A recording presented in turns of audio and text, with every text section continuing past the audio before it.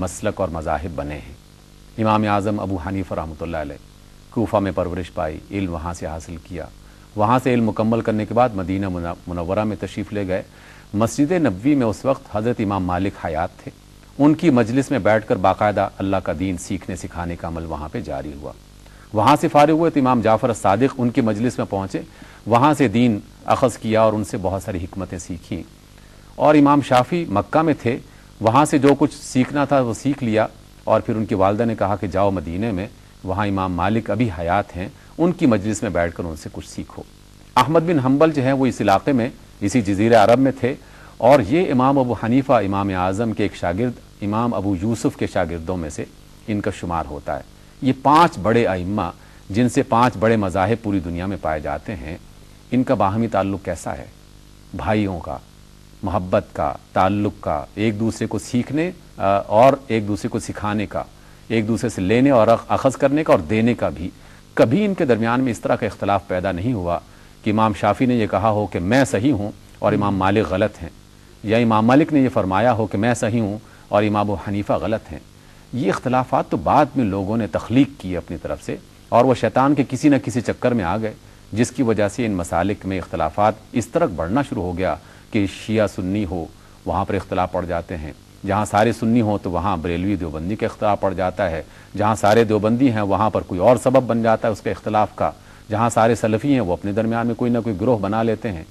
یہ مذہب اور مسلک کے اختلاف میں بنیادی طور پر جہالت، لا علمی یا کسی بندے کا مفاد اس میں بنیادی کردار ادا کرتا ہے۔ زبانیں، پاکستان میں بھی بعض اوقات اس پر لڑائیاں ہوئیں اور انسانوں نے ایک دوسرے کے گلے کاٹے۔ اللہ تعالیٰ کی کتاب کیا فرماتی ہے؟ اللہ تعالیٰ نے فرمایا کہ زبانوں کا اختلاف اور رنگوں کے اختلاف یہ میری آیات میں سے ہے۔ زبانیں میں نے بنائی ہیں، انسانوں نے نہیں بنائی، انسان تو اس میں داخل ہوئے ہیں، اور میں تو زبانوں کا ایک طالب علم ہوں، جانتا ہوں اچھی طریقے سے کوئی دنیا کا گروہ اور کوئی دنیا کا عالم یا افراد یہ دعویٰ نہیں کر سکتے کہ یہ والی زبان فلاں 2 آدمیوں نے، 10 آدمیوں نے، 15 آدمیوں نے بنائی تھی۔ یہ موسموں کی طرح آتے ہیں اور تبدیل ہوتی رہتی ہیں۔ رنگوں کا اختلاف، آدم کا ایک رنگ تھا، حوا کا ایک رنگ تھا، اللہ تعالیٰ نے اس کی جینز میں بے شمار رنگ رکھے تھے، وہ آہستہ آہستہ بدلنا شروع ہو گئے۔ گلاب ایک تھا، اب کئی رنگ ہیں اس کے، لیکن کیا اس کا مطلب ہے کہ گلابوں کو چمن سے نکال دیا جائے؟ قطعاً ایسا نہیں ہوتا، وہ مل کر ہی اس چمن کو خوبصورتی عطا کرتے ہیں۔ اس لیے رنگ اگر الگ ہوں، زبانیں اگر الگ ہوں، یہ تو انسان کی فطرت کا تقاضا ہے کہ وہ نت نئی چیزیں سوچتا ہے اور اس میں نئے نئے رنگ پیدا کرنے کی کوشش کرتا ہے۔ وہ ایک جگہ پر جامد اور ساکت نہیں ہے، نہ علم کے اعتبار سے، نہ فکر کے اعتبار سے، نہ کریکٹر کے اعتبار سے۔ وہ اپنے آپ کو بہتر سے بہتر بنانے کی کوشش کرتا رہتا ہے۔ جہاں بھی ہم اس اصول کو سمجھ لیں کہ ہم کسی بھی مسئلے کو بہتر سے بہتر بنانے کے لیے باہم مل کے سوچیں گے تو پھر کبھی رکاوٹ نہیں پیدا ہوگی۔ ہاں، اگر میں آپ کی ٹانگ کھینچنے کے لیے اور آپ میری ٹانگ کھینچنے کے لیے تیار ہو جائیں گے تو دونوں آدمی کہیں بھی ایک جگہ پر پاؤں جما نہیں سکتے، ترقی نہیں کر سکتے۔ شیطان کا وار ہے اور وہ اپنے وار میں ہمیشہ کامیاب ہو جاتا ہے۔ پروفیسر صاحب، آپ کیا نصیحت کریں گے ناظرین کے لیے کہ اس اخوت کا جو اسلامی تصور ہے اور اس کو کس طرح ہم نے اپنی عملی زندگی میں لانا ہے، کیا آپ مشورہ دیں گے کہ کس طرح ہم اسلامی اخوت کا مظہر وہ اپنی زندگی میں لا سکیں؟ اس کا سب سے بڑا جو طریقہ ہے وہ تو وہی ہے جو نبی محترم علیہ الصلاۃ والسلام نے ارشاد فرمایا کہ لوگو تم میرے بعد بہت سارے اختلافات میں پڑ جاؤ گے، لیکن اس کا ایک ہی علاج ہے کہ اللہ کی کتاب اور میری سنت، یعنی نبی محترم علیہ الصلاۃ والسلام کا طریقہ اور آپ کی سنت کو اپنا لیا جائے تو پھر کوئی اختلاف باقی نہیں رہتا۔ دیکھیے، آپ ہی کے حیات میں اوس اور خزرج دونوں آپس میں کتنے ایک دوسرے کے خلاف تھے، 20 سال تک ان کے درمیان میں جنگ لڑی گئی، اور وہ انتظار میں تھے کہ اب کوئی شخص آئے گا جو ہمارے درمیان میں اس طرح کا معاملہ کرے گا کہ ہم بھائی بن جائیں گے۔ اللہ کے رسول آئے، بھائی بن گئے۔ ایک موقع پر مسلمان ہو چکے تھے اوس اور خزرج والے، اور اللہ کے رسول ایک غزوے سے واپس آ رہے تھے۔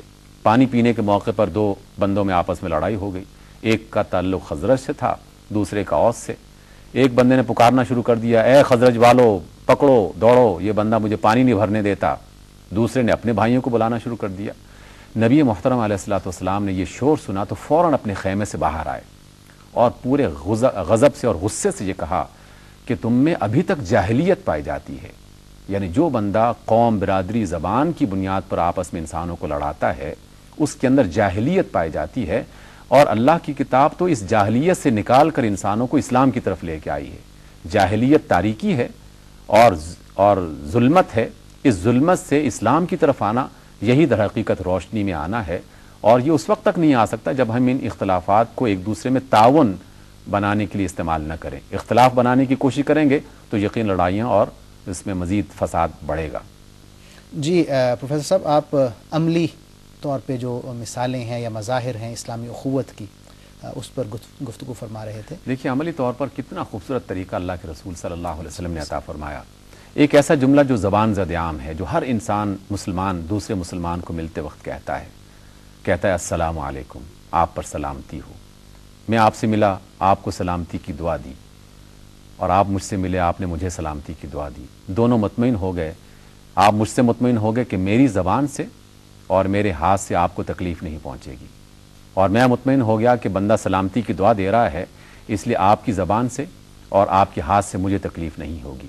یہی تو اسلام ہے۔ اللہ کے رسول کیا فرماتے ہیں؟ المسلم من سلم المسلمون من لسانہ ویدہ، مسلمان تو وہ ہے کہ جس کی زبان اور ہاتھ سے دوسرا مسلمان محفوظ ہوتا ہے۔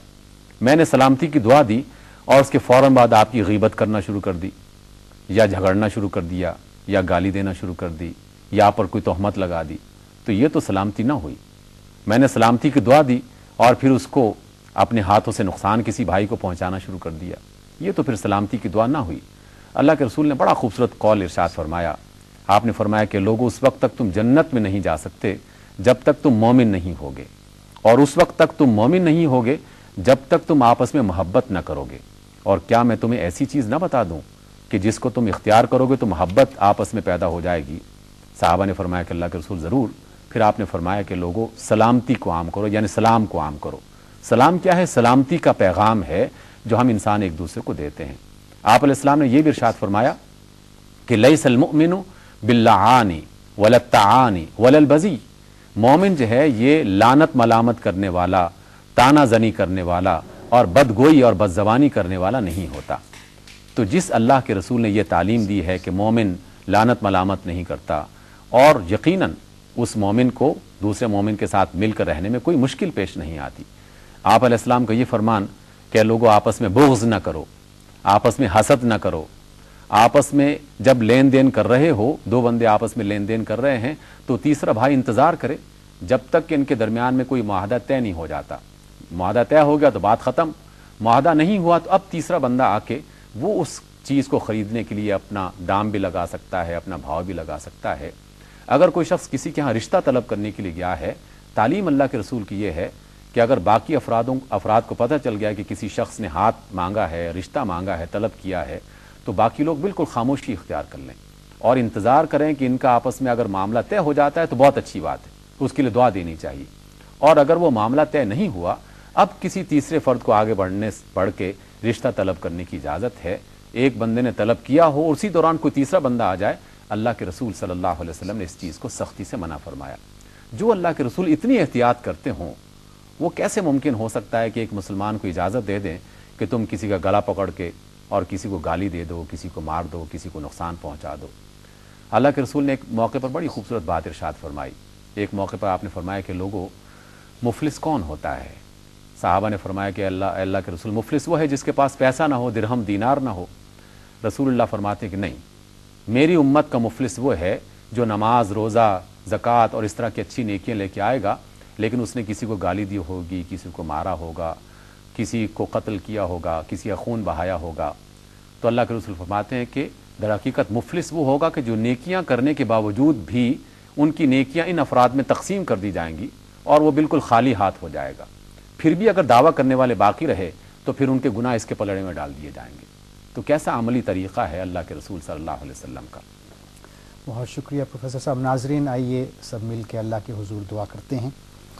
اللہم صلی علی سیدنا و مولانا محمد وبارک وسلم وصلی علیہ۔ ربنا آتنا فی الدنیا حسنۃ وفی الآخرۃ حسنۃ وقنا عذاب النار۔ یا اللہ ہمارے ملک کی حفاظت فرما، یا اللہ پاکستان کی حفاظت فرما، یا اللہ اسے اسلام کا قلعہ بنا دے، یا اللہ ہمیں وہ علم عطا فرما جو اس دنیا میں اور آخرت میں ہمارے لیے نفع بخش ہو، یا اللہ ہمیں اعمال صالحہ کی توفیق عطا فرما، وہ اعمال نصیب فرما جو تیرے ہاں شرف قبولیت پائیں۔ یا اللہ ہمارے دلوں کو جوڑ دے، یا اللہ ہمیں اخوت اسلامی کا مظہر بنا دے، یا اللہ ہمارے دلوں میں الفت محبت پیدا فرما، یا اللہ ہمارے دلوں سے نفرت، بغض، کینہ اور حسد ختم کر دے، ہمیں بھائی بھائی بنا دے، صحیح معنوں میں اخوت اسلامی پر عمل پیرا ہونے کی توفیق نصیب فرما۔ ربنا ظلمنا انفسنا وان لم تغفر لنا وترحمنا لنكونن من الخاسرین۔